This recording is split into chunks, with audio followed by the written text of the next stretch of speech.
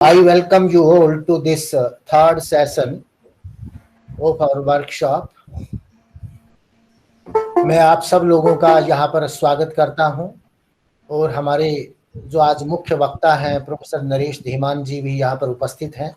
He has made so many apps for Satyarth Prakash and other books. He has also prepared certain fonts, special fonts, a Sanskrit text font. You can write through that font in English, Hindi and Sanskrit, and this font is a Unicode font. So now I would request him to just give a detailed description of his works and the different works done for the preservation of Satyarth Prakash and other texts of Maharishi Dayanand Saraswati.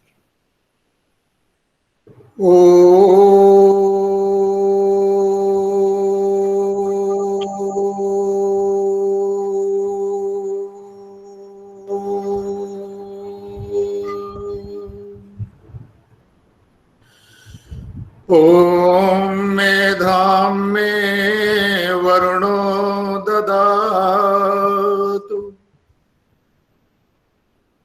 मेधाम अग्नि प्रजापति मेधाम इंद्रस्य वायुश्च मेधाम दाता दधातु मे मेधाम दाता दधातु मे मेधाम दाता दधातु मे.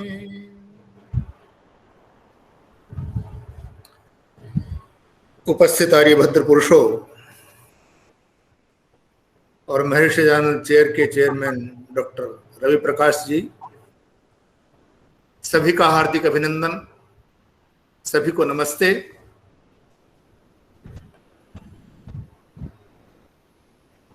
बंधुवर doctor Ravi Prakash आर्य जी ने कुछ उत्तरदायित्व तो मुझे दिया है कि मैं आपसे कुछ संवाद करूं. सत्यार्थ प्रकाश के संबंध में जो कार्य हुआ है उसका परिचय, या स्वामी दयानंद के साहित्य पर जो कार्य हुआ उसका परिचय, और ये परिचय के पीछे कारण है कि कल जो श्रोता उपस्थित थे उनमें से ने प्रश्न उठाया था कि सत्यार्थ प्रकाश को ग्लोबल करने में हमें कौन कौन से उपाय उपयोग में लाने चाहिए. तो सत्यार्थ प्रकाश को विश्व स्तर पर लाने के लिए क्या क्या कार्य किए गए हैं और क्या क्या उनकी संभावनाएं हैं, वे इस संवाद के माध्यम से हम जानने की चेष्टा करेंगे. और सत्यार्थ प्रकाश के प्रथम समुल्लास की कल चर्चाएं हुई.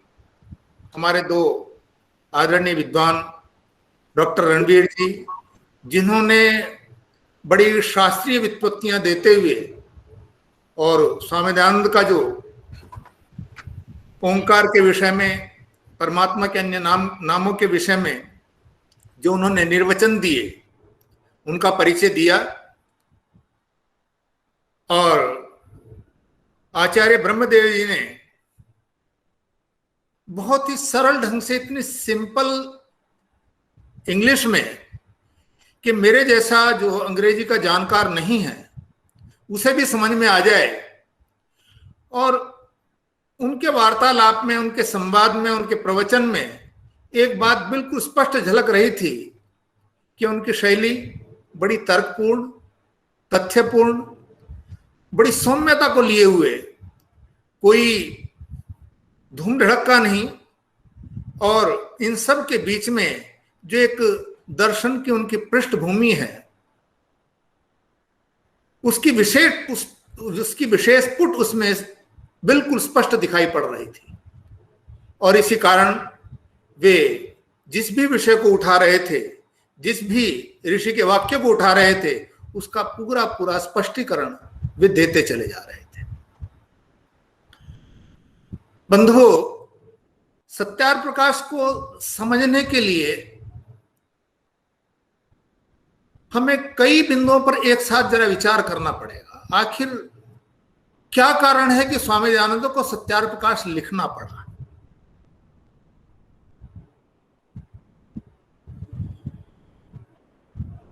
क्योंकि उससे पहले ऐसी बहुत सारी पुस्तकें थी और स्वामी दयानंद को अपने नाम की भी कोई आवश्यकता नहीं थी। उनके पूरे जीवन में कहीं ऐसा नहीं झलकता कि जहां एक वाक्य से भी यह प्रकट होता हो कि स्वामी दयानंद को अपने नाम, अपना यश, अपनी कीर्ति, अपना ढिंढोरा पीटने की उनकी कोई इच्छा रही। तो फिर ये क्या कारण रहा होगा? तो वह सबसे बड़ा कारण है कि जिस समय स्वामी दयानंद का प्रादुर्भाव इस धरा पर हुआ, उस समय देश गुलाम था। एक तरफ प्रशासनिक तौर पर गुलाम था और दूसरी तरफ वह दो प्रकार से और गुलामी झेल रहा था, और वह थी वैचारिक गुलामी। वह थी सदियों की परंपरागत ऐसी रूढ़िवादिता जिसमें फंस करके युवक उससे निकलने की जैसे ही चाह करता था, वैसे ही उसको दबोचने के लिए, उसको पकड़ने के लिए, उसको टारगेट करने के लिए पहले तो मुसलमान ही थे, फिर उसमें ईसाई भी सम्मिलित हो गए, और उसके साथ में इनके बैक पर अंग्रेजी प्रशासन का मैं देख रहा हूं डॉक्टर रणवीर जी सुधार चुके हैं। नमस्ते भगवान। नमस्ते। तो हम बात कर रहे थे इस पृष्ठभूमि की, जिस पृष्ठभूमि में स्वामी दयानंद सरस्वती का आना। स्वामी दयानंद ने एकदम ही अपने व्याख्यान आरंभ नहीं कर दिए।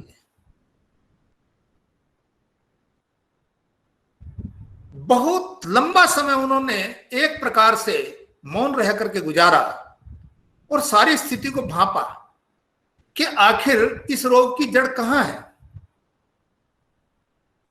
ये कौन से कारण हैं जिनको दूर करके हम भारत के वर्चस्व को, वैदिक संस्कृति का वह जो उसका स्वर्णिम युग था, उसे पुनः हम वापस ला सकते हैं।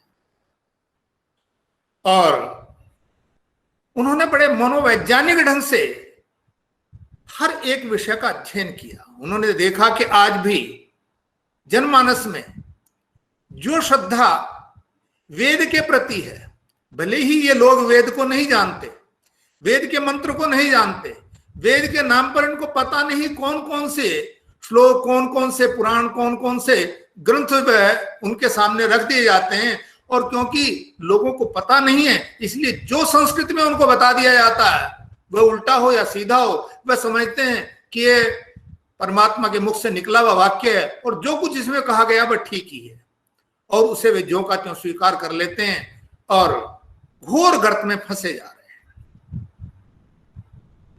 दूसरा, उन्होंने देखा कि यहां मनुष्य का मनुष्य के साथ इतना वैर पैदा कर दिया गया है जातिवाद के नाम पर, वर्णवाद के नाम पर, और पता नहीं किस किस वाद के नाम पर, जिससे कोई एकता का रास्ता दिखाई नहीं पड़ रहा।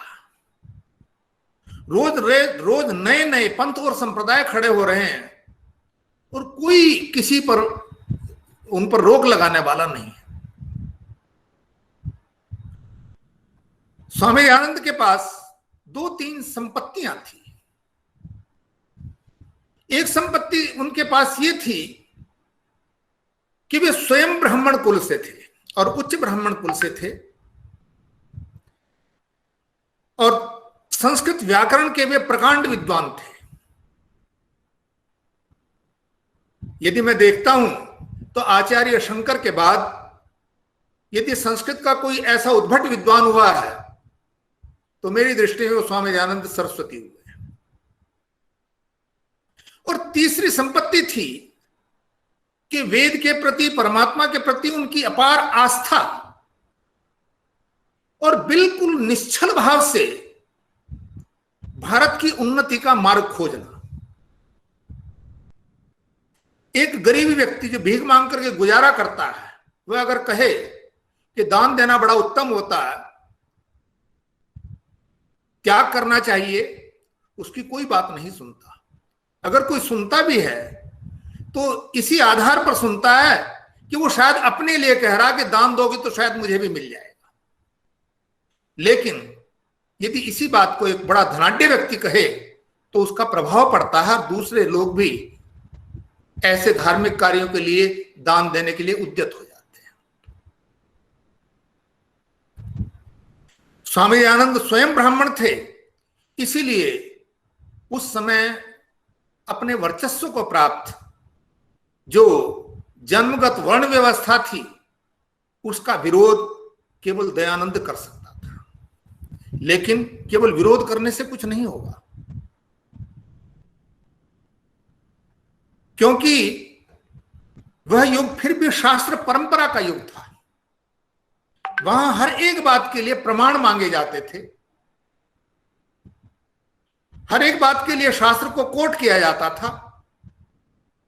और ऐसे समय में स्वामी दयानंद ने घोर परिश्रम किया, साधना की, और उन्होंने ये निश्चय किया कि यदि मुझे अपनी आवाज, अपने विचार लोगों तक पहुंचाने हैं, इनमें परिवर्तन करना है, तो उसका केवल एक ही आधार हो सकता है, और वह आधार हो सकता है वेद। क्योंकि वेद लोगों के मन मस्तिष्क में, हृदय में पूरी तरह से रसा बसा है, और यदि वहीं से कोई बात निकाल करके सामने लाई जाए तो लोगों पर उसका प्रभाव अवश्य पड़ेगा। और उनका यह मनोविज्ञान पूरी तरह से काम कर गया। और इसके साथ में ही स्वामी दयानंद को विरोध भी बड़ा झेलना पड़ा। जहां तक सत्यार्थ प्रकाश की बात की जाए तो सत्यार्थ प्रकाश इस युग का अकेला ऐसा ग्रंथ है जिस ग्रंथ पर सबसे अधिक संवाद हुआ और सबसे अधिक विवाद हुआ, सबसे अधिक जिस ग्रंथ को विरोध झेलना पड़ा। सिंध में तो बैन भी कर दिया गया, और भारत के तथाकथित जो उस समय के जो नेता थे, उन्होंने उसके बारे में कभी कोई एक पंक्ति बोलने का कष्ट तक नहीं किया कि ऐसा क्यों हुआ। परंतु आर्यों ने अपनी लड़ाई स्वयं लड़ी, क्योंकि वे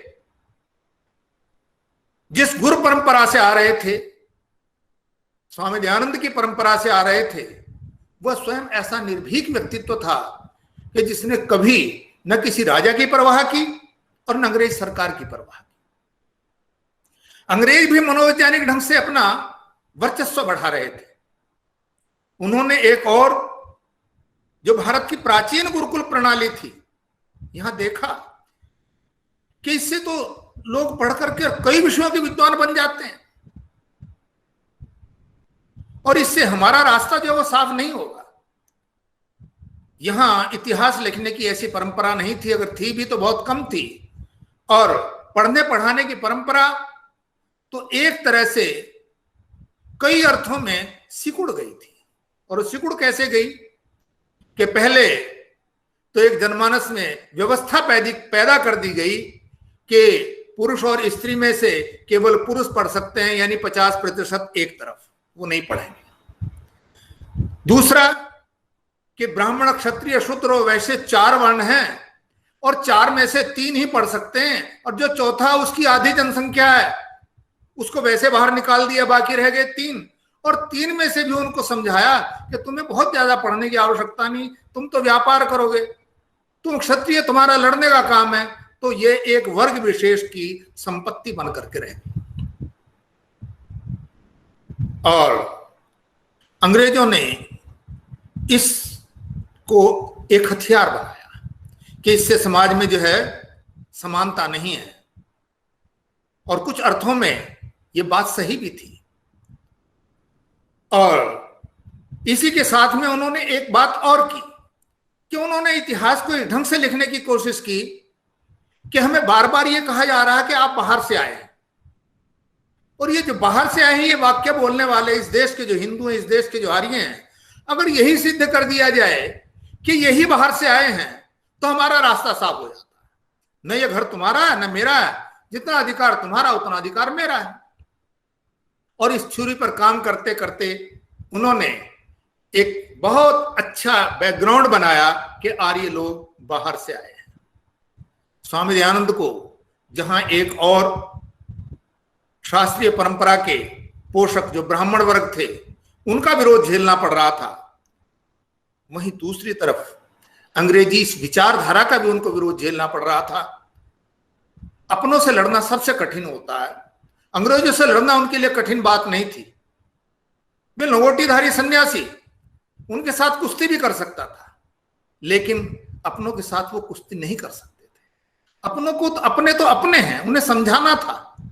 इसीलिए उन्होंने बड़ी विनम्रता से, बड़ी सौम्यता से अपने विचार को रखने का प्रयास किया, और उन विचारों की संपदा में ये बात स्पष्ट होकर के आई और वे अपने विचारों का प्रचार और प्रसार करने लगे। वे बड़े बड़े राजाओं के पास गए, और किस लिए गए? इसलिए नहीं कि वो उन्हें आश्रय दें। उनका मूल मंतव्य केवल ये था कि राजा लोग धन संपन्न हैं और धन का आश्रय लेकर के कोई भी बात अधिक से अधिक लोगों के बीच में पहुंचाई जा सकती है। उनका सरकार से भी संपर्क है, और जनमानस तक जब इतने बड़े प्रशासनिक महत्व वाले व्यक्तियों के द्वारा कोई संदेश अगर पहुंचाया जाता है तो उसका प्रभाव ज्यादा होता है। उनका मंतव्य केवल समाज में सुधार पैदा करना था, और यहाँ के जनमानस में एक जागरूकता पैदा करनी थी कि वे जागें और अपनी स्वतंत्रता के लिए और अपने जो सांस्कृतिक संपदा धरोहर है, वेद है, वैदिक संस्कृति है, उसको सुरक्षित करने के लिए वे जागें और उसके प्रति कटिबद्ध होकर के लग जाएं। और उसमें बहुत हद तक उनको सफलता मिली।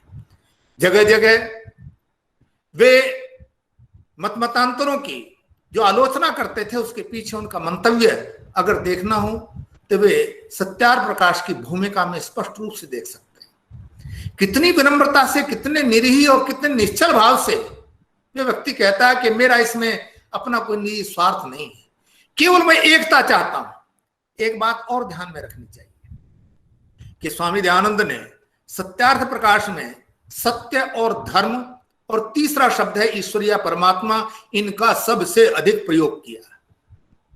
अभी मैं इसको प्रत्यक्ष में भी आपके साथ जो हमने सॉफ्टवेयर तैयार किए हैं उनके माध्यम से दिखाएंगे कि हम इनको कैसे देख सकते हैं कि कौन से कितने शब्द कैसे आए हैं। तो क्योंकि एक प्रकार से जब वो धर्म की बात करते हैं तो सत्य उसके बीच में आ जाता है, और ऐसा धर्म किसी काम का नहीं जो सत्य को साथ लेकर के न चले। और सत्य जो है वह परमात्मा का भी एक नाम है। तो एक प्रकार से ये तीनों जो है वह अनुस्यूत हो गए हैं। और उनके जो फॉलोअर थे, उनके पीछे चलने वाले जो लोग थे, जो उनके अनुयायी थे, उन्होंने आग्रह किया कि महाराज आप जगह जगह जाकर के अपने प्रवचन करते हैं, अपनी बात रखते हैं, आपकी बात निस्संदेह रूप ये युग के अनुरूप भी है और लोगों तक पहुंचनी भी आवश्यक है, और देश के और समाज की उन्नति के लिए ये बहुत जरूरी है, परंतु उसके लिए इसका प्रकाशित होना आवश्यक है। सत्यार प्रकाश का लेखन हुआ और राजा जयकृष्ण दास ने इसको छपवाने का प्रबंध किया। सन्यासी में और राजा में बड़ा फर्क होता है। सन्यासी जहां निर्भीक होता है और किसी भी प्रकार की लाग लपेट से दूर रहता है, वहीं पर जो राजा लोग हैं, धन संपन्न लोग हैं, वे तात्कालिक जो सरकार है उनसे थोड़ा सा अपना गैप बना करके चलते हैं कि किसी तरह से वो नाराज ना हो जाए। अगर उनका किसी वर्ग विशेष से संपर्क है, उदाहरण के लिए ईसाइयों से या मुसलमानों से, तो वे कहीं नाराज ना हो जाएं, इसी बात को ध्यान में रख करके, और कहीं ब्राह्मण वर्ग नाराज ना हो जाए, इसी बात को ध्यान में रख करके राजा जयकृष्ण दास ने जिस सत्यार प्रकाश के पहले संस्करण को प्रकाशित करवाया, उसमें जो मुसलमानों से संबंधित और ईसाइयों से संबंधित जो दो समुल्लास थे अंतिम वाले, वे उसमें प्रकाशित ही नहीं किए, और मांस भक्षण आदि कुछ ऐसी परंपराएं, श्राद्ध की ऐसी परंपराएं जो स्वामी दयानंद जिनका विरोध करते रहे, वे उनका उसमें प्रक्षेप करके और पुस्तक को छापा और छाप करके स्वामी दयानंद के नाम से उनके पास भेजी भी नहीं, और भेजने से पहले उसको प्रचारित भी कर दिया, और बाद में स्वामी दयानंद को उसका खंडन करना पड़ा। उसके लिए विज्ञापन उन्होंने प्रकाशित किए। तो ये एक अलग विषय है। मैं फिर अपने मूल बिंदु की ओर आता हूं कि ये वे कारण थे जिन कारणों से स्वामी दयानंद को सत्यार प्रकाश का लेखन करना पड़ा। और सत्यार प्रकाश नाम भी जो है, क्योंकि सत्य के प्रति स्वामी दयानंद का जैसा आग्रह था, वैसा तो उनको अपने शरीर के प्रति कोई मोह तक भी नहीं था कि मुझे यह हो जाएगा वो हो जाएगा, उनको कोई परवाह नहीं थी। वैसा निर्भीक सन्यासी देखने को नहीं मिलेगा। तो इसलिए वे पग पग पर सत्य की बात करते हैं, सत्य के प्रति उनका आग्रह है। और ये केवल आग्रह लिखने में नहीं था, ये सत्य का जो आग्रह था वह उनके जीवन में चरितार्थ हो रहा था, उनके आचरण में उनका रोम रोम जो है वहां उसको प्रकाशित कर रहा था। तो बंधुओं, ऐसा जो दिव्य ग्रंथ है, जिस दिव्य ग्रंथ में दयानंद जैसे वेदनिष्ठ, सत्यनिष्ठ और भारतीय संस्कृति के प्रति अगाध प्रेम रखने वाले सन्यासी के वे अजर और अमर विचार जिसमें संग्रहित हैं, उसको विश्व स्तर पर पहुंचाने के लिए आज के युग के अनुरूप कुछ कार्य करने आवश्यक थे। तो उन कार्यों में ही, जैसा आरंभ में हमारे जो एक डॉक्टर, मैं उनका नाम भूल रहा हूं, जिन्होंने मेरा परिचय दिया था, उन्होंने बताया कि 4 मोबाइल ऐप जो है वो निकाली गई, जबकि मैं 4 से संतुष्ट नहीं हूं। ये पहली ऐप थी जो सर्चेबल फॉर्मेट में थी। अभी तक जो, या ये कहिए कि वह अकेली ही ऐप है जो सर्चेबल फॉर्मेट में है, नहीं तो केवल पीडीएफ की कॉपियां लेकर के और उनको पढ़ाने की कोशिश की गई है।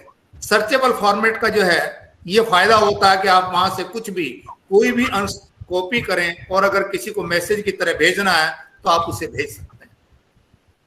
तो हम दूसरा जो है सत्यार प्रकाश को हिंदी के अतिरिक्त अभी, क्योंकि अनुवाद पर कार्य नहीं हुआ था, तो उनका ट्रांसलिट्रेशन करके 14 भाषाओं में उसका अलग से ऐप निकाला गया। ऋग्वेद आदि भाष्य भूमिका का अलग से ऐप निकाला गया, संस्कार विधि का अलग से ऐप निकाला गया, और ये सारे के सारे सर्चेबल फॉर्मेट में थे। हमने कुछ और विशेष कार्य सत्यार प्रकाश पर करने का प्रयास किया। सबसे पहले हमने उनका, क्योंकि सारा जो उनका साहित्य था सत्यार प्रकाश के समेत, हमने उसको डिजिटाइज किया। मैं चाहूंगा कि डॉक्टर वी प्रकाश जी मुझे क्या नाम, स्क्रीन का एक्सेस देंगे? हाँ, ये लीजिए ना, ये जो 3 डॉट है ना, ये जो ऊपर साइन है ना, प्रेजेंट नाउ, आप इसमें आइए। मैं आता हूँ। ये एरो है ऊपर। अच्छा, ये हाथ के साथ जो एरो है ना बीच में, 3 डॉट्स और हाथ के बीच में, यही है प्रेजेंट नाउ। ये जो 3 डॉट आ रहे हाथ की तरह?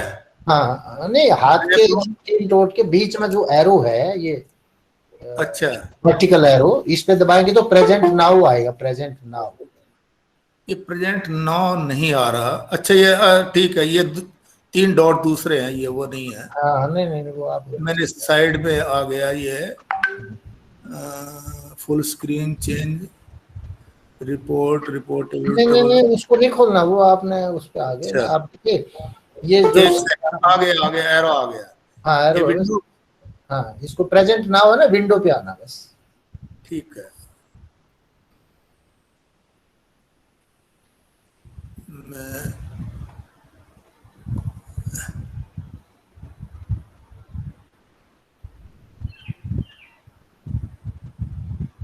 अपनी वो खोल लेना उस पे। मैं अपने साथियों से एक बात और कहना चाहूंगा कि वे आज के इस वर्कशॉप को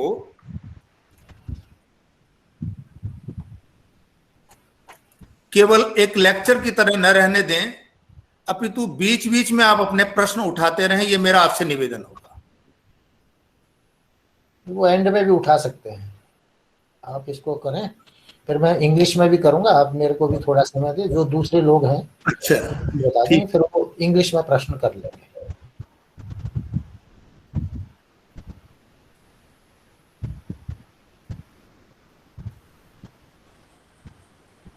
क्या हुआ?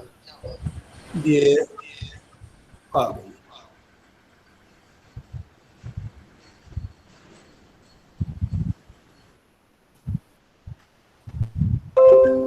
आगे दिखाई पड़ रही है? नहीं नहीं, अभी दिखाई नहीं दिया जी, दिखाई नहीं दे रहा आपका।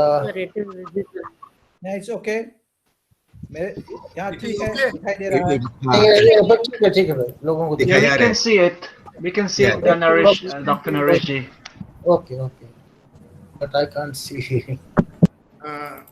हम सबसे पहले जो है साहित्य कोर्स सर्च इंजन पर जाएंगे। इस वेबसाइट का नाम दिया vediccourse.com।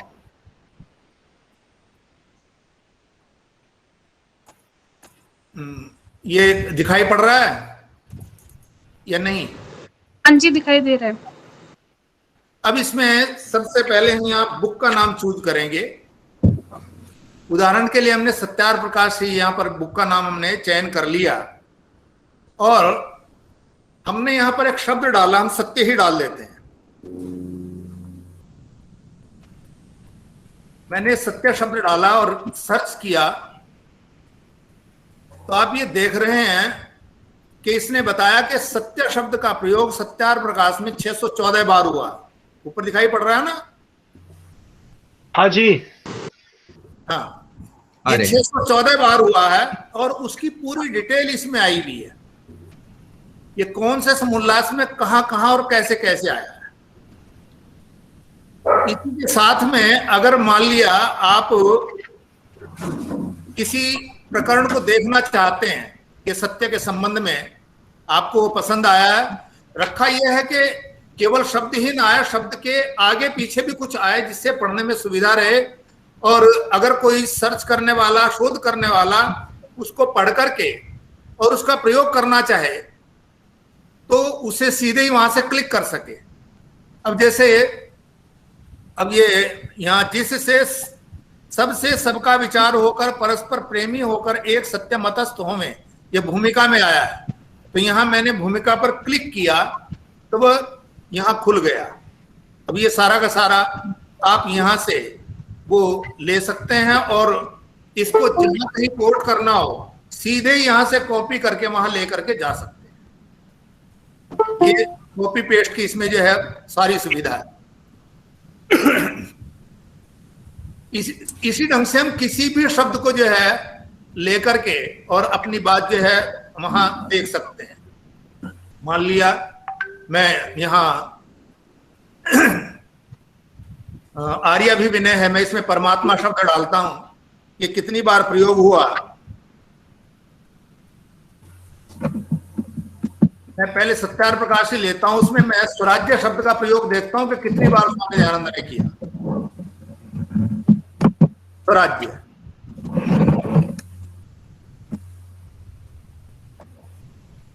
आप देख रहे हैं कि स्वराज्य शब्द का स्वामी दयानंद ने केवल एक बार सत्यार प्रकाश में प्रयोग किया है, छठे समुल्लास में।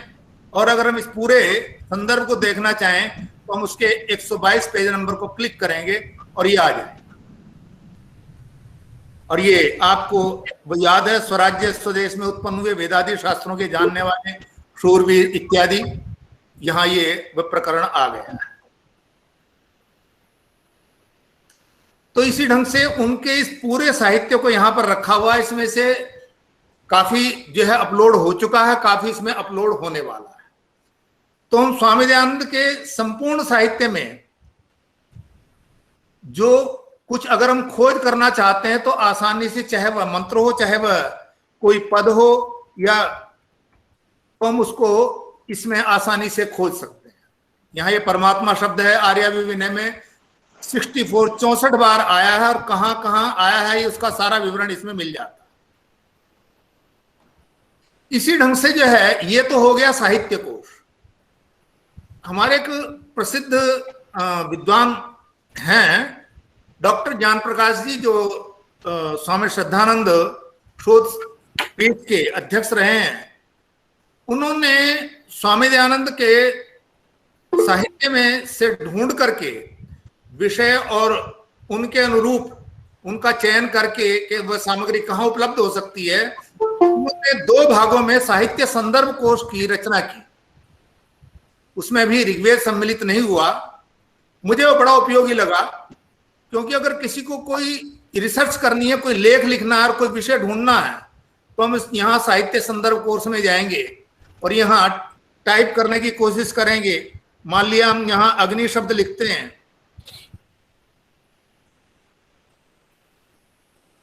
अग्नि का उपयोग कर लेते हैं। इसमें नीचे विषय आए भी हुए हैं, उनमें से हम उनका चयन भी कर सकते हैं।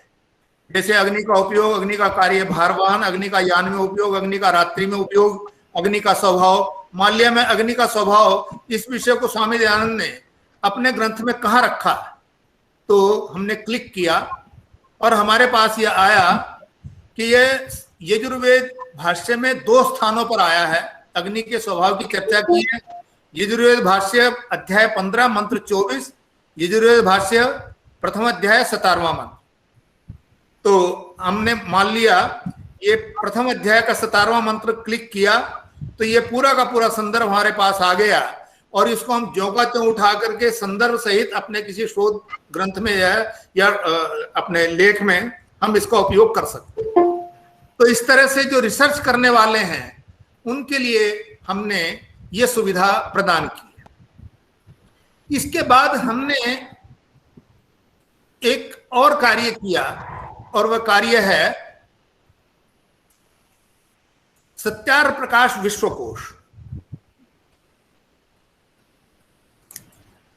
पढ़ते हुए जो है मेरे मन में विचार आया, मैंने डॉक्टर भवानीलाल भारतीय ने एक संकलन किया सत्यार्ह प्रकाश वाङ्मय का, और सत्यार्ह प्रकाश वाङ्मय में उन्होंने सत्यार्ह प्रकाश के लगभग 60 से अधिक संस्करणों का, वे संस्करण केवल 1993 तक जो प्रकाशित हुए थे उनका विवरण उन्होंने उसमें दिया कि किस भाषा में कितने कितने अनुवाद हुए, वो कहाँ से छपे। इसी के साथ में जो सत्यार्ह प्रकाश के पक्ष और विपक्ष में जो छोटे या बड़े ग्रंथ लिखे गए उन सब का विवरण दिया, और उनकी संख्या कुल मिलाकर के 317 है। तो मेरे मन में विचार आया कि स्वामी दयानंद के विचारों को फैलाने के लिए जरूरी है कि उनके जो भी अनुवाद दुनिया की किसी भाषा में उपलब्ध हैं, वे सभी अनुवाद लेकर के हम उसे इस एनसाइक्लोपीडिया और सत्यार्ह प्रकाश का हिस्सा बनाएं, और उसकी हमने एक रूपरेखा तैयार की। और उस रूपरेखा में जिन्होंने केवल पढ़ना ही है तो वे अध्ययन के अनुसार इसको पढ़ सकते हैं, और जिन्होंने कुछ खोज करनी है तो वो इस ढंग से इसमें आ सकते हैं। जैसे यहां इसमें क्या किया गया कि सत्यार्ह प्रकाश के चाहे वो भूमिका हो या दूसरे समुल्लास हो, उनको पैराग्राफ में आवंटित करके और उन पैराग्राफ को एक शीर्षक दे करके, टाइटल दे करके कि उसमें किस विषय का विचार किया गया है, तो उनको रख दिया गया, और उनको भी सर्चिंग के साथ में ऐड कर दिया गया कि अगर कोई ऐसा भी डालता है तो उससे भी वो सर्च कर सकता है। उदाहरण के लिए हम चैप्टर के हिसाब से देख लेते हैं, या यहाँ मान लिया हम भूमिका में देख रहे हैं, और भूमिका में हम यहाँ उसका सब्जेक्ट देखेंगे कौन कौन से विषय हैं। इसमें सारे विषय जो हैं वे भूमिका के जो है इसमें आ गए हैं। जैसे मान लिया कि सत्य का लक्षण क्या करते हैं, तो हमने इसको टिक किया, और फिर यहां हमने एक लंबी लिस्ट बनाई है जिसमें सत्यार्थ प्रकाश के 60 से अधिक संस्करण, जिसमें प्रथम जो सत्यार्थ प्रकाश का पहला संस्करण है जो अमान्य कर दिया गया था स्वामी दयानंद द्वारा, उसके बाद सत्यार्थ प्रकाश का दूसरा संस्करण जो 1885 में प्रकाशित हुआ, पहला संस्करण 1875 में प्रकाशित हुआ था। उसके बाद परोपकारिणी सभा अजमेर के द्वारा जो प्रकाशित सत्यार्थ प्रकाश है, स्वामी वेदानंद ने जो सत्यार्थ प्रकाश पर विशेष टिप्पणियों वाला प्रकाशित किया हुआ सत्यार्थ प्रकाश, जो पंडित भगवत दत्त ने सत्यार्थ प्रकाश पर कार्य करके प्रकाशित किया, डॉक्टर सुरेंद्र ने जो सत्यार्थ प्रकाश पर कार्य करके और उसको प्रकाशित किया, जो युधिष्ठिर मीमांसक ने अपना टिप्पणियों सहित सत्यार्थ प्रकाश का प्रकाशन किया, उन सबको इसमें व्यवस्थित किया गया। आज अंग्रेजी के हमारे पास 4 अनुवाद मिल रहे हैं, जिनमें गंगा प्रसाद उपाध्याय हैं, एक डॉक्टर चिरंजीव हैं, एक दक्षिण भारत के हैं रामा राव, और एक नाम ध्यान में नहीं आ रहा, एक अपने डॉक्टर साहब ने भी स्टार्ट किया, इन्होंने अभी 26 उल्लास पर डॉक्टर रवि प्रकाश जी ने शुरू किया है, और एक बहुत पुराना जो अनुवाद है, नाम मेरे भी स्मृति से निकल रहा है, वे ये पांचों के पांचों जो अंग्रेजी के अनुवाद हैं वे इसमें सम्मिलित किए गए हैं। अगर मराठी में 2 या 3 अनुवाद हुए तो तीनों को सम्मिलित किया गया, अगर बंगला में 1 है या 2 है तो उनको दोनों को सम्मिलित किया गया। और फिर आप यहाँ पर टिक कर सकते हैं, अगर आपने सब में ही चाहते हैं कि इसमें हमें सब में बताया जाए कि इनकी स्थिति क्या है, हमने सिलेक्ट ऑल कर दिया, ये पूरी की पूरी लिस्ट नीचे दी गई है, और हमने किया सबमिट। और सबमिट करने के बाद जो ओरिजिनल जो पैराग्राफ है वो ऊपर आ गया, मेरा इस ग्रंथ के बनाने का मुख्य प्रयोजन सत्य सत्य अर्थ का प्रकाश करना है, अर्थात जो सत्य है उसको सत्य और जो मिथ्या है उसको मिथ्या ही प्रतिपादन करना, सत्य अर्थ का प्रकाश समझा है। वह सत्य नहीं कहा था, जो सत्य के स्थान में असत्य और असत्य के स्थान में सत्य का प्रकाश किया जाए, किंतु जो पदार्थ जैसा है उसको वैसा ही कहना, लिखना और मानना सत्य कहता है। यहां देखने वाली बात यह है कि यहां जो इसका संदर्भ दिया हुआ सत्यार्थ प्रकाश दूसरा संस्करण, प्रकाशन वर्ष 1884, भूमिका, पृष्ठ संख्या 4, पंक्ति 1 से 5, यानी इतना बिल्कुल एक्यूरेट जो संदर्भ है वो आपको कहीं नहीं मिलेगा, लेकिन इसमें डालने का पूरा पूरा प्रयास जो है वो किया जा रहा है। फिर यहां आपको नीचे मिलेगा कि प्रथम संस्करण में भूमिका नहीं है, लिखा हुआ आ रहा ना। उसके बाद सत्यार्थ प्रकाश हिंदी, ये अपना परोपकारिणी सभा अजमेर से जो प्रकाशित है उसका ये 39वां संस्करण 2000 में प्रकाशित हुआ, भूमिका, पृष्ठ संख्या 2। इसी ढंग से जो है ये स्वामी वेदानंद, अब स्वामी वेदानंद की अगर कोई टिप्पणी है तो वह भी इसके बीच में होगी, इस पर उन्होंने कोई टिप्पणी नहीं दी। जगदेव सिद्धांती अभी इस पर, और ये युधिष्ठिर मीमांसक ने जो टिप्पणियां दी हैं वे टिप्पणियां यहाँ इसमें साथ में ही सम्मिलित कर दी गई हैं। पुराने संस्करणों में 2 बार पठनीय इत्यादि ये नीचे आ गए हैं और उसके पूरे संदर्भ दिए गए हैं। ऐसे ही जो दूसरे संस्करण हैं उनके हैं, और नीचे आकर के जो दूसरी भाषाओं के, जैसे ये चिरंजीव भारद्वाज का है, उन्होंने क्या नाम इसका अनुवाद क्या किया है, दुर्गादास जी ने क्या किया है, और इसी ढंग से जो है आगे जाकर के गंगा प्रसाद उपाध्याय ने क्या किया है, रामचंद्र राव का जो है अभी इसमें सम्मिलित नहीं हुआ है। वैसे मैंने पुस्तक कलेक्ट कर ली है, उसकी कंपोजिंग भी हो गई है। इसी ढंग से जो है ये बंगला में, ये असम भाषा में है, ये पद्मेश्वर कोकाटी का जो है अकेला ही एक अनुवाद है और उसी को इसमें सम्मिलित किया गया है।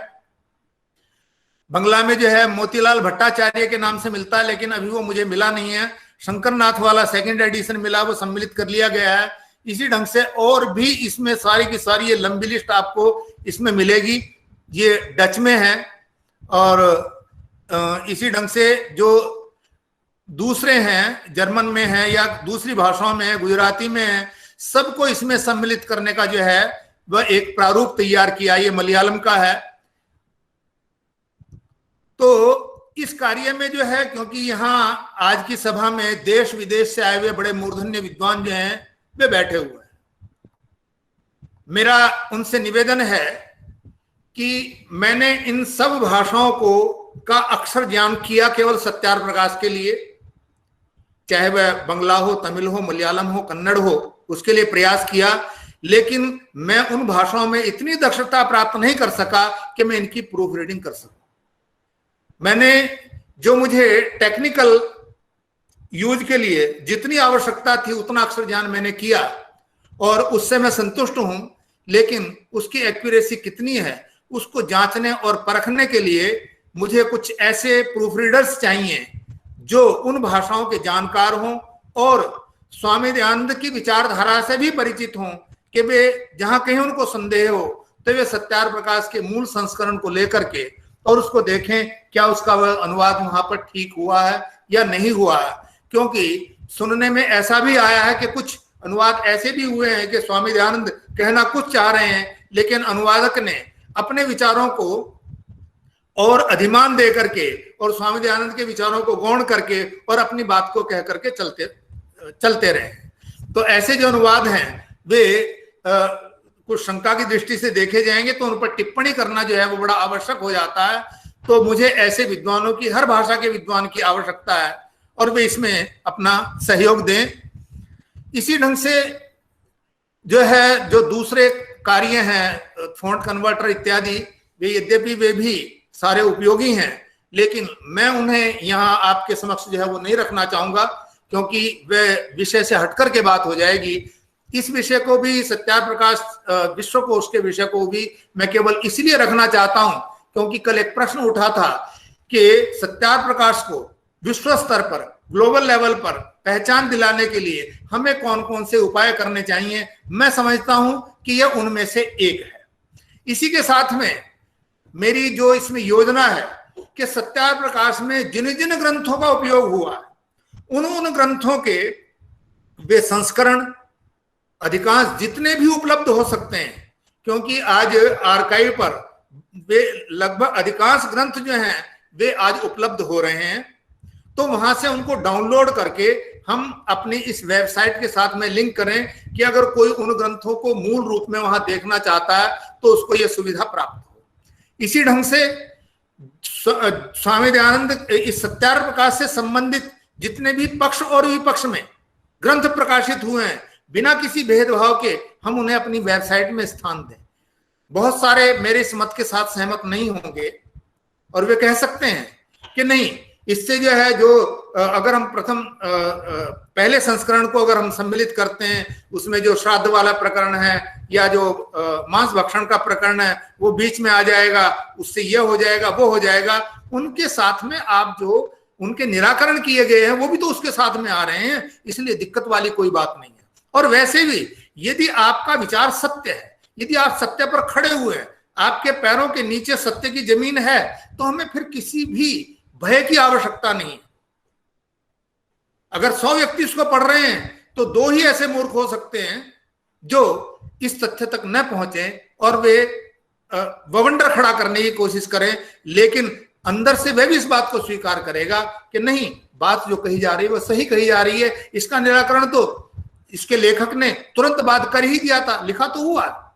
फिर भी मेरा अपना मानना है कि हमें हर प्रकार के उन ग्रंथों को बिल्कुल पारदर्शी होकर के स्थान देना चाहिए। उससे हमारी एथेंटिसिटी और हमारी निर्मलता और हमारा सत्य का जो पक्ष है वो स्पष्ट होता है कि हमें ये जो यहाँ विवाद खड़े किए गए हैं, इन विवादों से हमें कोई इनसे भय नहीं है। उनके उत्तर भी साथ में पड़े हुए हैं, जिसको पढ़ने हो वहां वह पढ़ सकता है।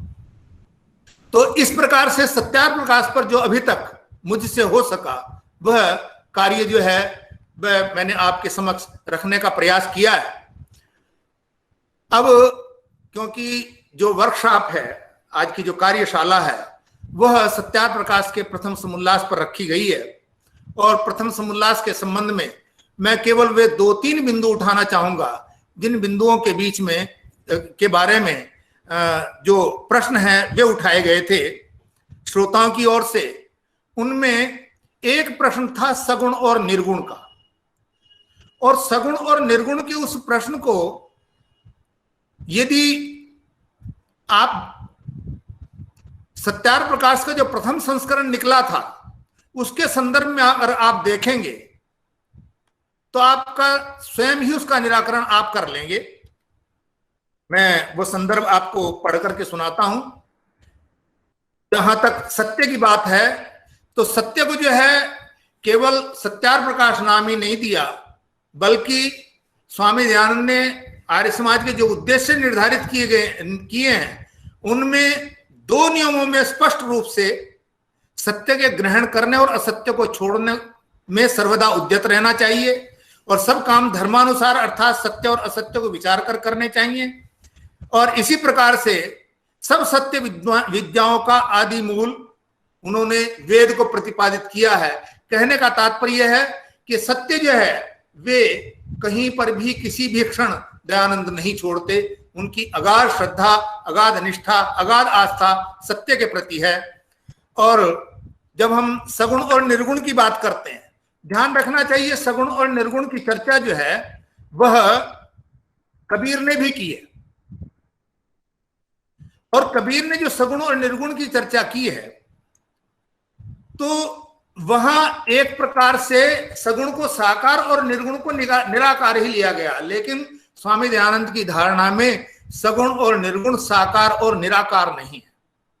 वे स्पष्ट रूप से कहते हैं गुण्यन्ते ये ते गुणा वा ये गुणयन्ति ते गुणा यो गुणेभ्यो निर्गतो स निर्गुण ईश्वर।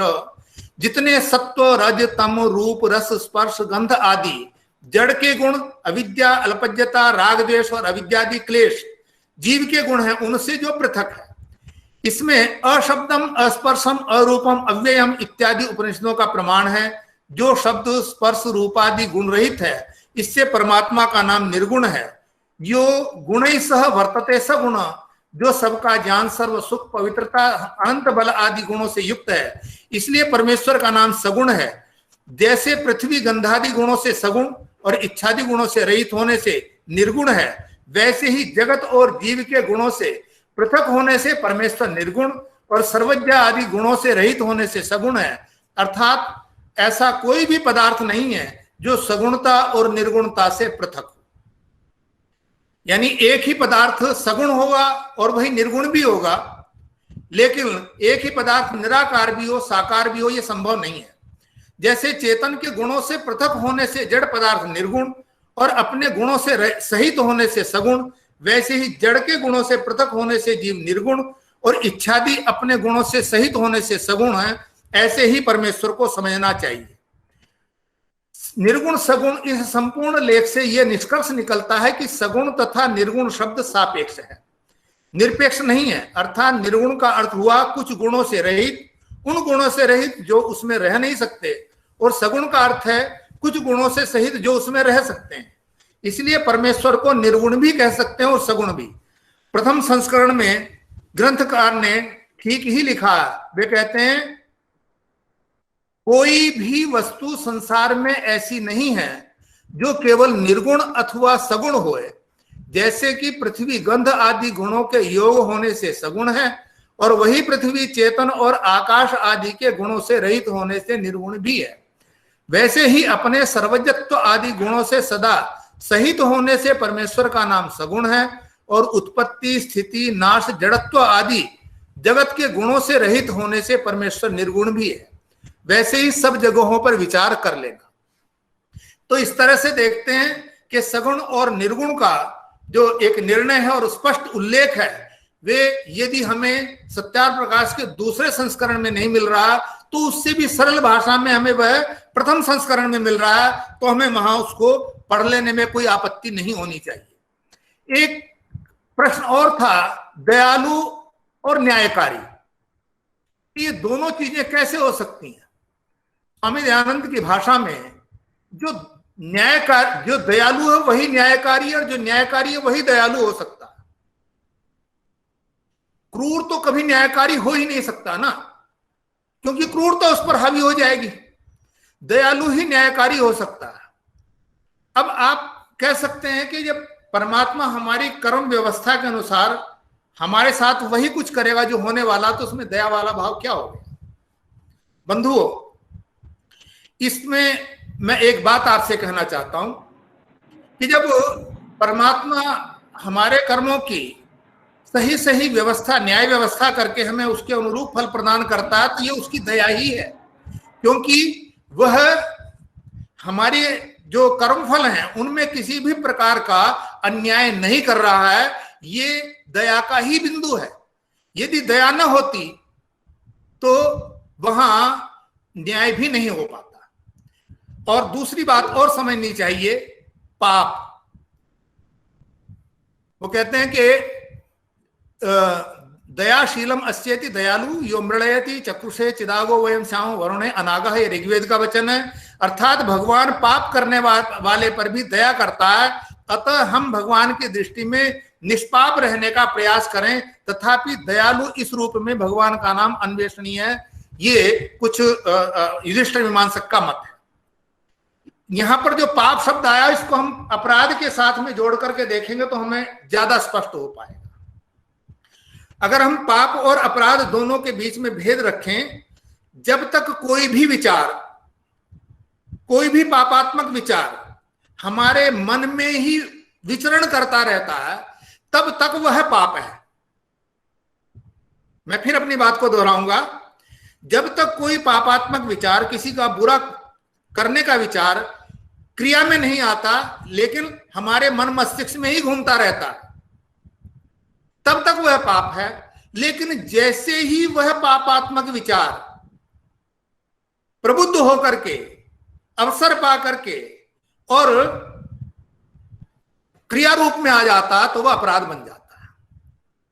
कल्पना कीजिए, एक व्यक्ति है, दूसरे व्यक्ति की हत्या करना चाहता है और वह उसके बारे में लगातार विचार कर रहा है। उसको 3 महीने लग गए विचार करते करते, वो उसको अवसर नहीं मिल रहा और वे परिस्थितियां नहीं मिल रही। अचानक यह सब कुछ घटित होता है और वह उस व्यक्ति की हत्या कर देता है। तो वह जो 3 महीने का काल है, वह पाप का काल है। और वह उस क्षण जब उसने उसकी हत्या की, वहां से वह अपराध बन गया। अब ऊपर आया था, यहां पर पाप करने वाले पर भी दया करता है। पाप करने वाले पर, अपराध करने वाले पर दया की बात नहीं की है, ध्यान में रखिए।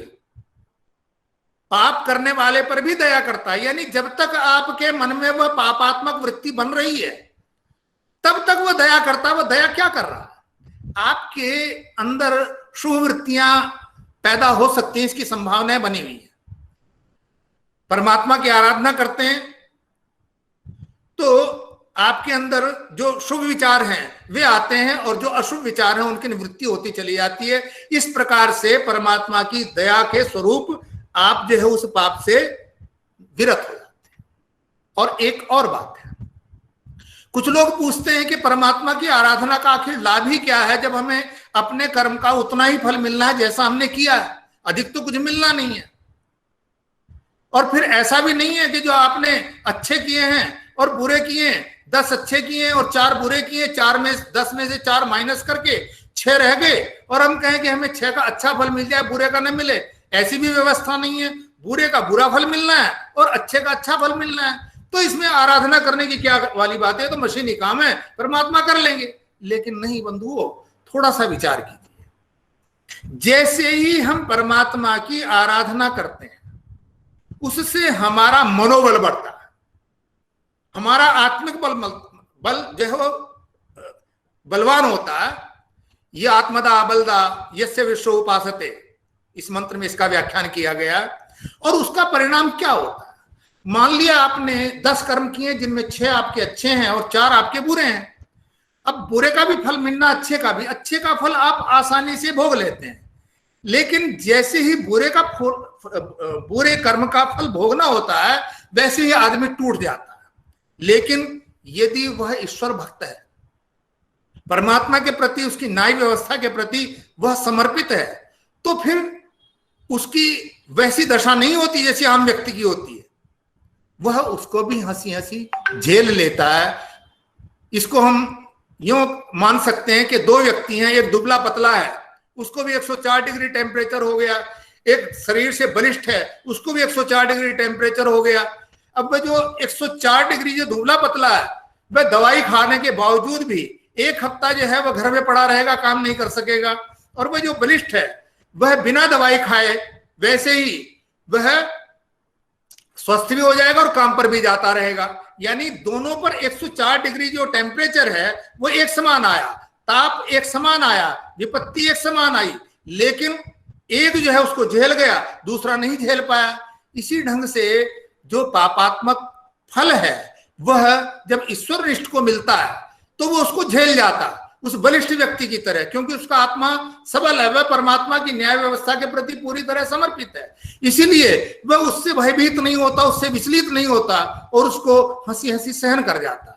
लेकिन जो दूसरा व्यक्ति है जिसे परमात्मा की न्याय व्यवस्था पर कोई विश्वास नहीं है, वह केवल रोता रहेगा, कुल्लाता रहेगा, मेरे ही साथ ऐसा हो गया, मेरे ही साथ ऐसा क्यों होता है, इत्यादि।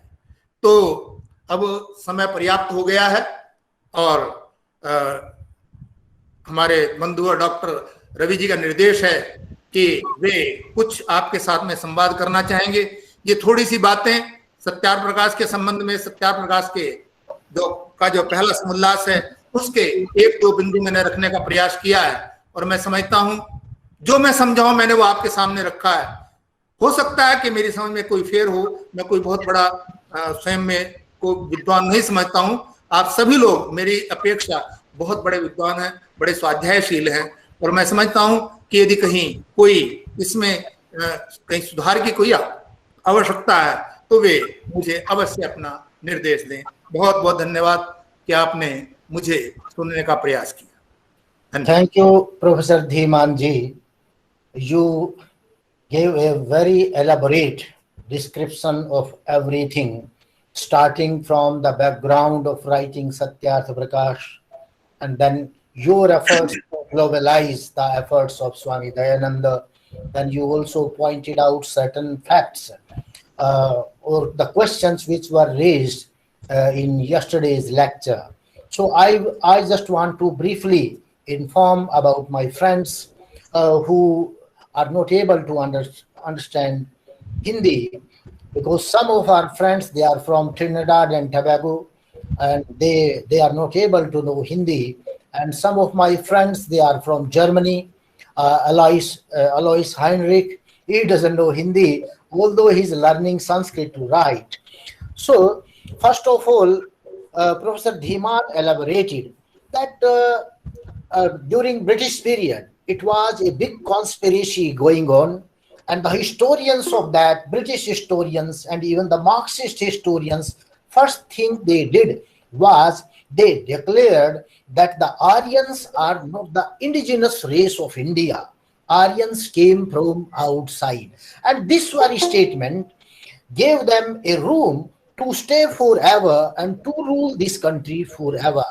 And those historians says the first Aryans invaded this country, then secondly the Mughals invaded this country, and thirdly the Christians or the Britishers invaded this country, and all the three races are living together now. If somebody has to leave India first, then the Aryans, they will have to leave India, vacate India first, followed by Mughals and then the Christians. So the Christians are going to stay forever. So this was a conspiracy cased by Christian historians or the so-called Western historians, as well as our Marxist mind-bent historian. So this was the condition by that time, and that is why Swami Dayananda had to told that the Aryans, they are the indigenous people.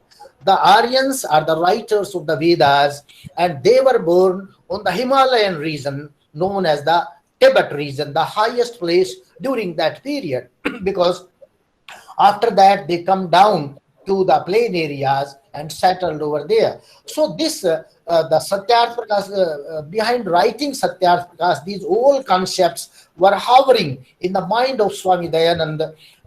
Yesterday also I told, he was fighting with internal forces as well as external forces. The same thing was emphasized by Professor Dhiman, because Swami Dayananda's problem was that he was to fight with the external forces, invaders who came from outside India, and he was to fight with those internal forces who were creating superstitions and who were creating a very dividing society into caste, creeds, and they were spreading evils and vices in this society. So this was a great problem.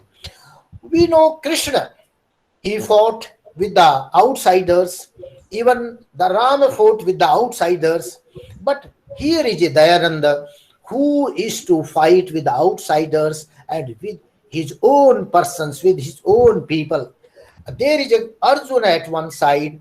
When he sees his family members standing opposed to him, so he was not able to fight. He surrendered. But here is a Dayananda. He knew that all these countrymen are his men, but for the sake of truth to prevail, for the sake of the advancement of this country, and just to bring back the glory and pride of this country back, he had to fight with his own people. But he never had a ill will against anybody in this country. This was the greatness of that great Dayananda. Next, Professor Dhiman talked about the first edition of Satyarth Prakash, and he pointed out a very good reason, because the Raja Jai Krishna Das, he funded the publication of Swami Dayananda, or the publication of the literature of the Swami Dayananda. Swami Dayananda was a sannyasi. He had no material gains like that of the modern day sannyasis. They are all big mathadhikaris having crores and millions and billions of dollars with them. But there was a sannyasi in 19th century who was just alone, who was just not having the proper clothing to wear. He was in the beginning of his life, he was living in loin cloth itself. So he had to approach certain kings just to help him for the publication of this entire literature. When the first edition of Satyarth Prakash was published, it was published by Jai Krishna Das, Raja Jai Krishna Das, and because he rightly said, a king may be in the fear, a king may be under the pressure, but a sannyasi is fearless, and he cannot be under the pressure of anybody else, because he is a godly man, a divinely inspired man. So he's only following truth. But Raja Jai Krishna Das, because in his state there were Christians, there were Mughals, there were meat eaters, and every sort of person was there in his state. So he was just taking care of them also. So he interpolated certain things into, or allowed his pandits to interpolate certain things into Satyarth Prakash, just like eating meat and all these things. So many things were sanctioned which were not allowed by Swami Dayananda. There are certain scholars who say that while writing the first edition, Swami Dayananda had a different view.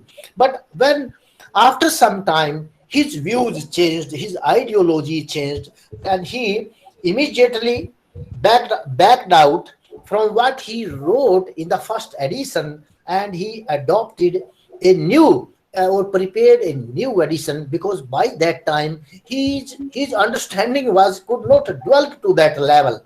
When his understanding dwelled, then he discarded whatever was written in the first edition. So because the first edition is also here and we have other editions, so any person who is going to do some analysis of the books, he may have his say the way he like.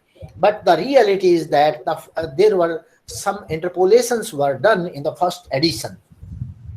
Now, after that, Professor Dhiman, he just highlighted some works done by him for the globalization of the Satyarth Prakash. He developed a certain searchable format, and he also developed some 4 apps.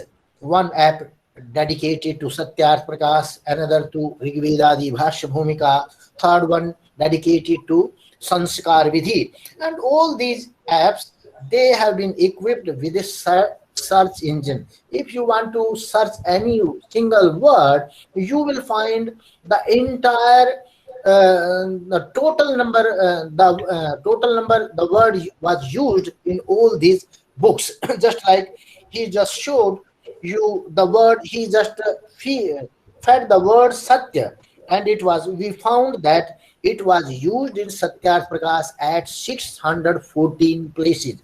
Similarly, he tried to search the word Swarajya, and we found that it has been used once in the Satyarth Prakash.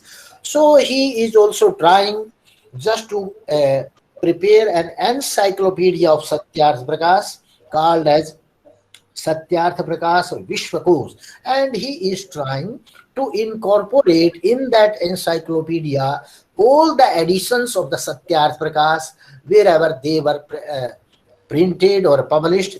He has so far found some, according to Professor Bhavani Lal Bhartiya, some 317 editions have been published regarding Satyarth Prakash. So he wants to incorporate all the editions into this encyclopedia. Not only the editions of Satyarth Prakash, he is also proposing to include those works which were written to oppose or to refute Satyarth Prakash. So he wants to have all the works together at one place. So this is his whole big scheme regarding Satyarth Prakash, and finally he just tried to highlight certain issues with regard to the first edition of the first chapter of Satyarth Prakash, because we had already 2 lectures done by good eminent scholars, and Professor Dhiman also opted to deliver a lecture on the first chapter. So I gave him this time, and taking the benefit of this extra time, he tried to introduce certain other things with you. So he again tried to explain that concept of Saguna and Nirguna, and just to make it more clear, and just to distinguish this concept of Saguna and Nirguna from the concept of Nirakara and Sakara, he has quoted certain things from the first edition of Satyarth Prakash. And the same thing we were discussing yesterday. He told that if somebody is endowed with certain qualities, with the endowment of those qualities, that particular person or a thing may be known as a Saguna. But the same person may not be having certain qualities which are not possible to be had by him. So Ishvara, it is the God who is having certain qualities endowed to him, but he cannot have certain qualities which cannot be assigned to him. So according to those qualities which he is devoid of, he is called as a Nirguna, and those qualities which he is having, he is known as Saguna. So this concept is very much clear, and Sakar and Nirakar, they are related with the form, body or bodilessness, or the formlessness. So the God cannot have any form. The Godmen, they have form, but God doesn't have any form. So he cannot be both Nirakara and Sakara. Just in Vedantic philosophy also, everything in this world, whatever this material world is there, they called is a mithya. It is non-existence, and it is said only the Brahman is the existent element in this world. When the Brahman is only the existent element in the world, then the Brahman cannot be represented by any material thing, because the material thing in the light of Vedanta philosophy is already inexistent. So that way also the form, we cannot see Brahman or the God in some form or in some body. He is bodiless and he is pervading, because when a thing is have some body or some form, then it becomes limited. So the Brahman is unlimited and it is pervading the whole universe. So it cannot have one single body. It cannot be confined to a one particular thing. So that is also one of the reasons. And then he very beautifully explained the concept of kindness and the justfulness, Nyayakari. The God is both Dayalu and Nyayakari. How can? So generally the question is raised, how can God can be kind as well as justful, because these are two different things. Then he again defined the concept of papa and aparadha. So let me explain it more simple way, in a more simple way, how the God is kind. God is kind because he has provided all facilities for us, for our existence. He provided us the sunlight, he provided us the food, water, and everything that is conducive for the existence of the living beings on this earth and in the entire cosmos. So had he been not kind, he would not have given us all these facilities. And if a person is kind and he is giving all these facilities to everybody, whether you are a criminal and whether you are not a criminal, it makes no sense.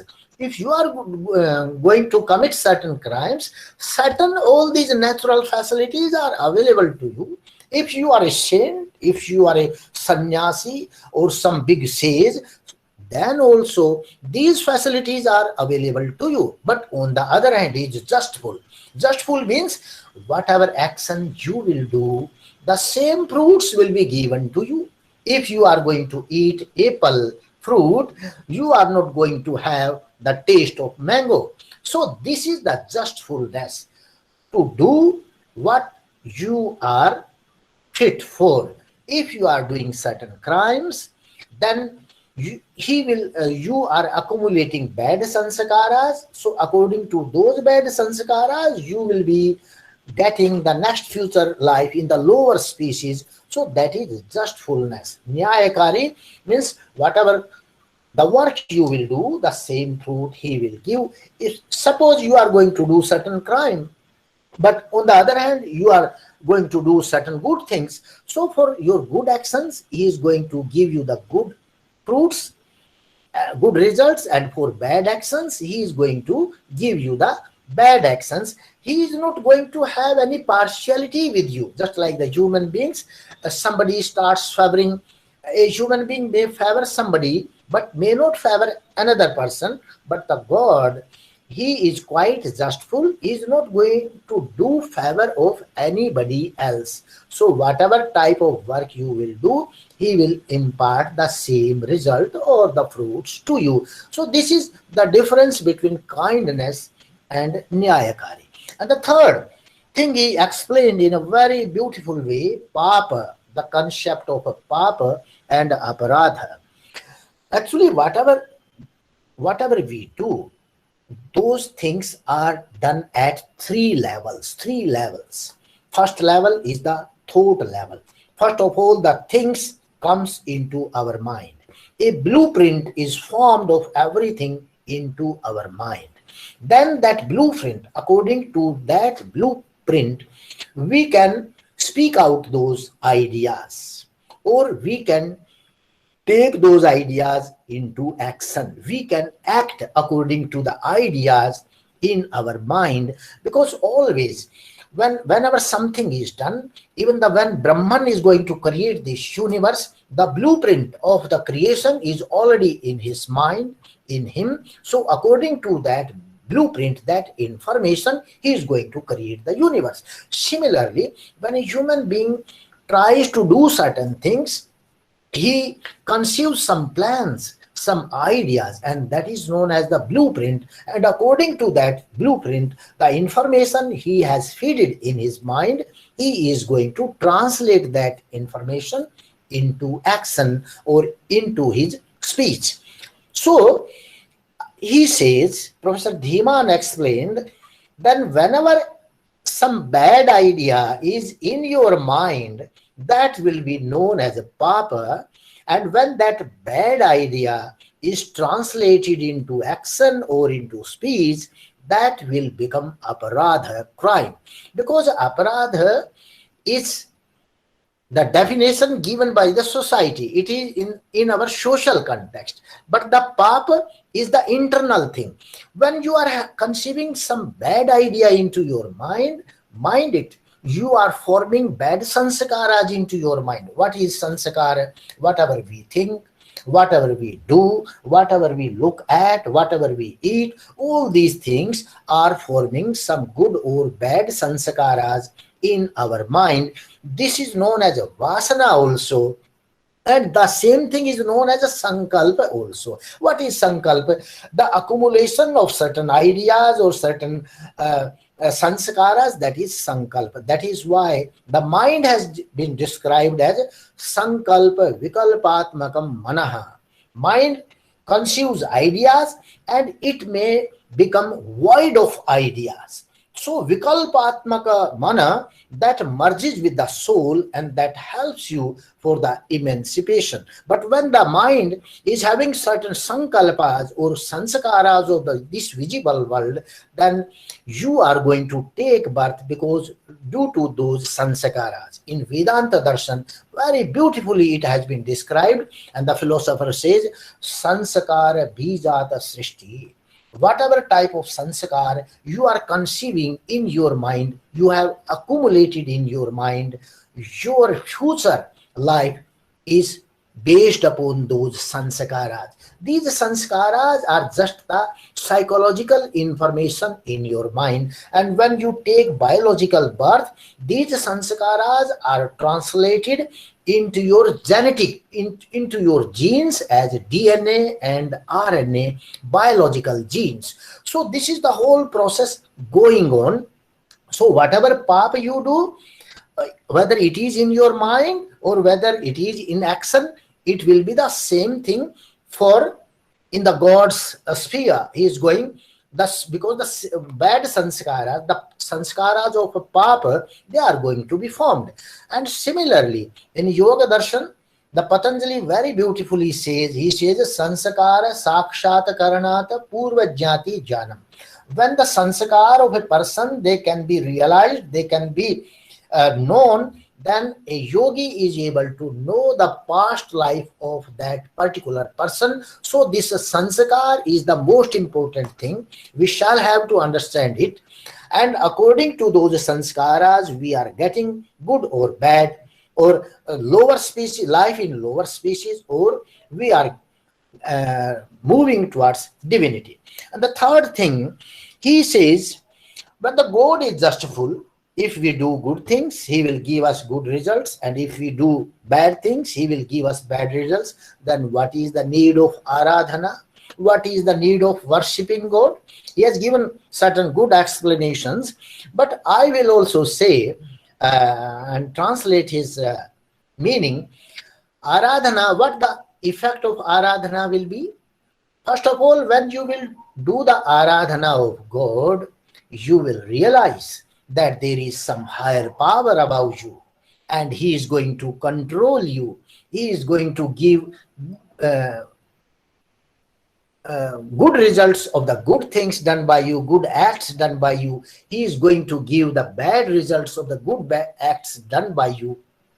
So that aradhana, that worship is quite essential just to realize the power of God. And due to that aradhana, Professor Dhiman told that your mindset, it becomes good. You conceive good idea because God is all pure, he is defectless. So if you will think about certain things, who is all knowledgeable, who is quite pure, who is sacred, who has no defects, then those qualities you will also accumulate in your mind. So Aradhana will help you accumulate good sanskaras in your mind, and that will help you in your elevation. So these all types, so many things discussed by him in detail, and I have tried to present all these things very briefly before you.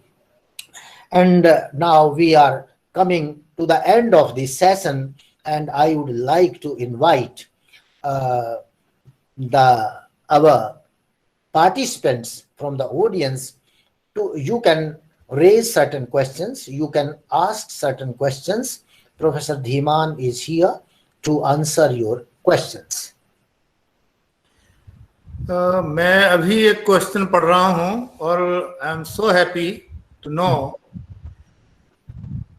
ये है Ruby Sinha. Yes yes, उन्होंने एक बहुत अच्छा question पूछा है, और question है कि आपने 3 फाइलें डाउनलोड करने के लिए लिखी है कि पीडीएफ और डॉक फाइल, तीसरी फाइल है एक्सपीएस, इन तीनों में क्या फर्क है? नॉर्मली डॉक फाइल से सब परिचित हैं क्योंकि सारे डॉक फाइल ही बनाते हैं, पीडीएफ किसी को भेजनी है उसका भी प्रयोग करते हैं, लेकिन जो रोमन स्क्रिप्ट की फाइलें छोड़ करके जो दूसरी फाइलें हैं उनको अगर आप डॉक फाइल में भी रखते हैं तो वो सर्चेबल नहीं होती। इस पॉइंट को नोट कर लीजिए। अगर आपने संस्कृत में, हिंदी में, पंजाबी में, गुजराती में, मराठी में, तमिल में, कन्नड़ में कोई मैटर डॉक फाइल में रखा हुआ है और किसी शब्द को आप अगर ढूंढना चाहें तो आप उसको ढूंढ नहीं सकते हैं, वो सर्चेबल नहीं है। इसी तरह से जो वर्ड फाइल है, वर्ड फाइल भी सर्चेबल नहीं होती। क्या कुछ कहा है? कोई बंधु कुछ कह रहा था? कोई इको साउंड है, आप बोलिए शायद। अच्छा, जो आपकी अपना पीडीएफ फाइल है वो भी सर्चेबल नहीं होती और डॉक फाइल भी सर्चेबल नहीं होती। जो अंग्रेजी का मैटर है वो तो सर्चेबल है, लेकिन आपकी जो क्या नाम इंडियन लैंग्वेजेज हैं उनमें यह सर्चेबल फॉर्मेट जो है वो काम नहीं करता आपकी डॉक फाइल। तो उसका क्या तरीका है? उसका तरीका एक ही, या तो वेबसाइट पर कोई मैटर पड़ा हुआ उसको आप सर्च कर सकते हैं, जैसे हमने अपना सर्च इंजन तैयार किया। दूसरा उसका ऑफलाइन एक अल्टरनेट है, वह है एक्सपीएस फाइल। मैं आपको एक्सपीएस फाइल का एक नमूना दिखाता हूं यहीं अभी।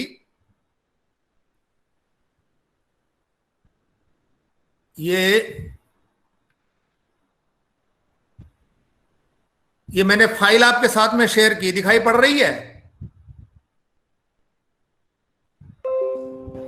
मुझे आप सुन पा रहे हैं? हाँ जी, सुन पा रहे हैं। दिखाई पड़ रहा है? फाइल दिख रही है? हाँ जी, दिख रही है। अब इसमें आप जी सर, कॉर्नर में जाएंगे तो यहाँ एक निशान दिया हुआ है और उस पर लिखा हुआ है सत्यार्थ प्रकाश का लेखन .xps वीवर। ये जो फाइल है ये एक्सपीएस वीवर में खुलती है, पीडीएफ में नहीं खुलती है। ये विंडो का अपना कंपोनेंट है जिसमें फाइल खुलेगी, लेकिन इसका 2 बड़े फायदे हैं। जैसे आप पीडीएफ फाइल को अपने पास ले जाकर के आपको फॉन्ट की जरूरत नहीं होती, वैसी एक्सपीएस फाइल में भी आपको फॉन्ट की जरूरत नहीं होती। इसमें फॉन्ट जो है वो आपका एम्बेडेड हो जाता है, नंबर 1। नंबर 2, जो डॉक फाइल है उसके लिए फॉन्ट की आपको जरूरत पड़ेगी। आपके पास फॉन्ट होगा तो खुलेगी, नहीं तो दूसरे फॉन्ट में चेंज हो जाएगी। नंबर 3, न डॉक फाइल सर्चेबल है और न आपकी पीडीएफ फाइल सर्चेबल है। लेकिन यहाँ आप देखिए, यहाँ मैं मान लिया इसमें यहाँ फाइंड में डालता हूं और इसको कहता हूं मुझे बताओ कि यहाँ लेखन शब्द जो है आपके पास है, लेखन, और मैंने एंटर मारा और आप देख रहे हैं कि यहाँ इसने साइड में दे दिया पेज नंबर 1 पर 2 बार आया। दिखाई पड़ रहा है? जैसे मैंने एंटर किया ये सत्यार प्रकाश का लेखन यहाँ संस्करण के लेखन का प्रारंभ, ये 2 बार इस आर्टिकल में जो लेखन शब्द आया इसमें डिटेल मिल गई है। इसी ढंग से अगर आप इसको कॉपी करके कहीं ले जाना चाहें तो आप इसमें से कॉपी करके कहीं ले करके भी जा सकते हैं, उसमें कोई प्रॉब्लम नहीं आएगी, मैटर ज्यों का त्यों रहेगा। जबकि पीडीएफ में ऐसी कोई फैसिलिटी नहीं है। तो ये दोनों फाइलों में जो है बहुत बड़ा अंतर है, लेकिन आम व्यक्ति जो है वह एक्सवीएस फाइल से या एक्सवीएस वर्जन से परिचित नहीं है, लेकिन ये बहुत ही काम की चीज है। अगर मान लिया कोई ऐसी पुस्तक है जो मान लिया जैसे हमने सर्च इंजन लगाया हुआ है, वो उस सर्च इंजन में वो इंक्लूड नहीं है, आप उस पर काम करना चाहते हैं, आपके पास डॉक फाइल है, डॉक फाइल को जैसे आप पीडीएफ बनाते हैं वैसे ही उसका एक्सपीएस वर्जन बनाइए और एक्सपीएस व्यूअर में खोलिए, वहां आपको सारी सर्च की सुविधाएं आपको देगा। अब किसी और का कोई और प्रश्न हो तो बताइए।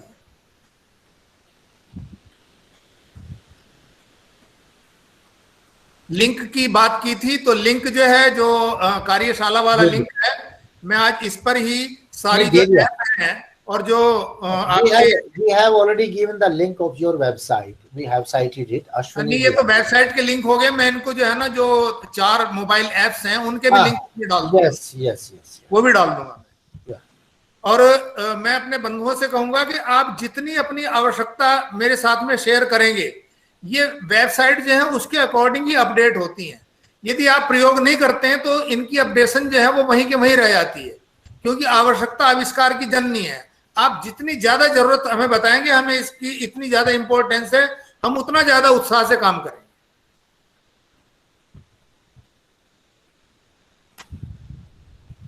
और कोई किसी का प्रश्न? If anybody else want to ask certain question, the house is open.